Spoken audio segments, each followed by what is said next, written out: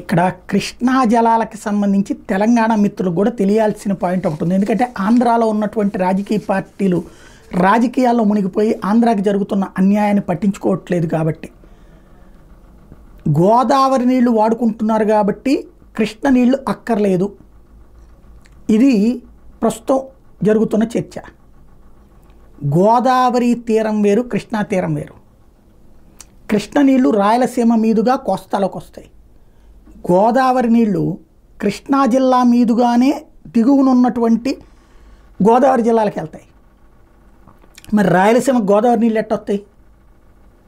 మా నాయకుల యొక్క అతి తెలివితేటలు ఏంటంటే గోదావరి నీళ్ళు తీసుకొచ్చి పట్టిసీమ తీసుకొచ్చేసి రాయలసీమని సంతోషపెట్టాం, ఇలాంటి పనికిమాలిన స్టేట్మెంట్లు ఇస్తారు.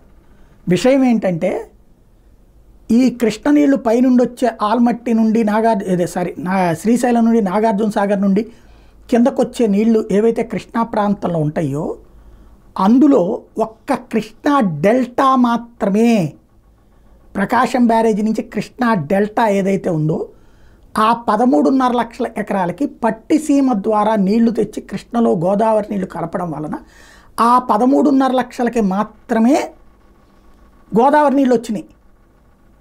ఈ కారణంగా ఇక్కడికి ఎంత నీళ్ళు అయితే వాడతారో ఏడాదికి 100 టీఎంసీల నీళ్ళు అవసరం అవుతాయి దానికి, ఆ పంటలకి, ఆ 13.5 లక్షల ఎకరాలు. ఈ 100 టీఎంసీల నీళ్ళని రాయలసీమకి కృష్ణ నీళ్ళు ఇక్కడికి రాకుండా అక్కడే వాడుకోవాలి అన్నది విధానం.